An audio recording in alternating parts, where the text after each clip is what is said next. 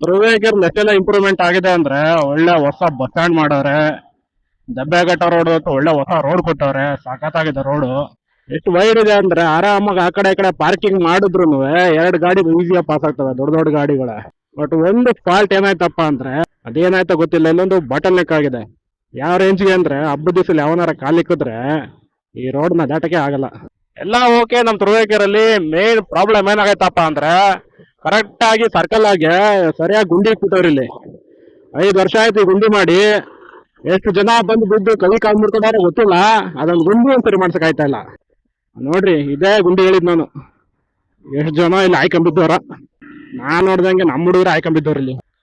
ಯಾರಾದ್ರೂ ಈ ವಿಡಿಯೋ ನೋಡ್ತೀರಾ ದಯವಿಟ್ಟು ಸಂಬಂಧಪಟ್ಟ ಅಧಿಕಾರಿಗಳಿಗೆ ತಲುಪ್ತಾರಪ್ಪ. ಹೆಚ್ಚು ಕಡಿಮೆ ಒಂದ್ 5 ವರ್ಷ ಆಯ್ತು. ಇಲ್ಲಿ ಎಷ್ಟು ಜನ ಆಯ್ಕೊಂಬಿದ್ದವ್ರ ಗೊತ್ತಿಲ್ಲ, ಲೆಕ್ಕನೇ ಇಲ್ಲ. ಮರಣ